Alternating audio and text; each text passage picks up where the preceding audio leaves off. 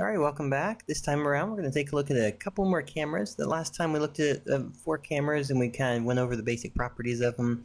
This time around, we're just going to select a few more cameras. We'll take a look at how they work with the systems and build a game. So, first one, let's go ahead and we'll go do the bobbing camera right here. I'll place a bob camera in. So the basic idea behind it, we'll turn invisibility on so we can see it while we're playing. The idea is that you have an auto or not auto. So if it's on auto, the camera will be doing this the moment it's triggered or enabled. If it's turned off, then it's based on the player movement. So only when the player moves does it actually go up and down. You can change things, adjust things like height. So if you want the camera to go higher, if you increase the speed, then it gets tighter and faster. We'll keep this one kind of nice and soft right here. So we'll just do a soft speed right there. Alright, and then how about we do a second one of that one.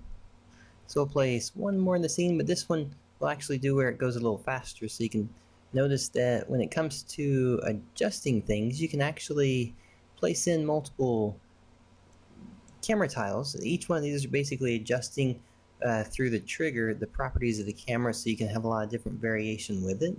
So what we can do here, let's see, we have two. Let's go ahead and just test this out so you can see it. So when the player moves by it, you have the first one. And then if you get to the second one, you have the adjustment of it, so now it's a little tighter and faster.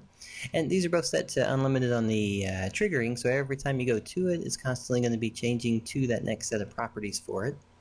Alright. So we know those work, so let's go ahead and add a different one here.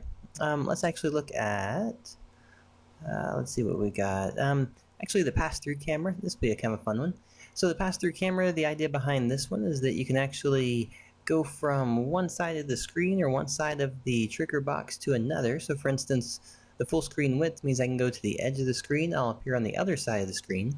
If you were playing with multiple players, all players will be going across, objects will be going across.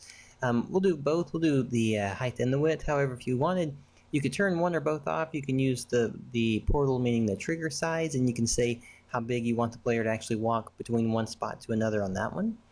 Alright, so we'll do it this one, and then let's make sure that the visibility was on. There we go. Alright, so basic pass-through system here. Let's go ahead and just test this out. So when I turn this one on, when I get to the edge over here, my player actually turns and goes to the other side of the screen. So for instance, if you were to walk off the edge, now all of a sudden your player is just going up and down through it that way.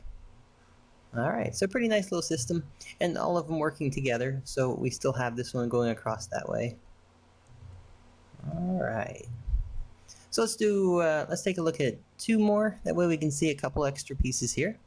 How about we take a look at the save and loading. So when your character's playing, you might have a moment where you're actually wanting to save the current state of the character's camera, change a whole bunch of stuff, but then reload the camera to where it was before. You have a simple save load camera on this one.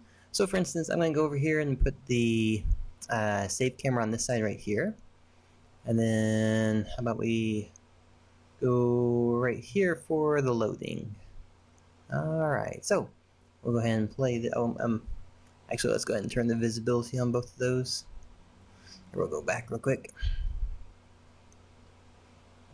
Alright. We'll turn visibility on that one, and on that one. There we go. Alright, so at this point, the character doesn't have anything, but if I go over and say for instance I'm on this one, and I do the save, but then I go over and my camera's now changing to this, and my camera's on this one.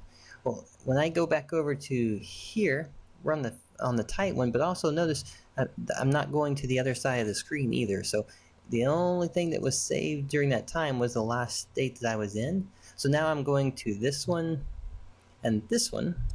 We'll hop over that one right there.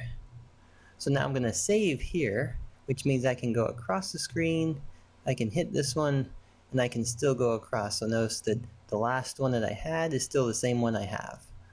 So then I can do this, save, and so once I've saved, I'll go over here and change so you can see it. So now we go to this one and reload to the faster one. There you go. So it's just very simple saving loading, but it's based on the current one, so that anytime your player has to go into something unique, you don't have to keep track of what it was in terms of camera and properties. Those two tiles are just going to keep track of it for you, and then just applying and reapplying it is just a nice simple element to it. So it's going to be just a couple more cameras for you. Hope you got a chance to kind of enjoy some of the other features for it, and some things that you'll be able to test out here in the near future.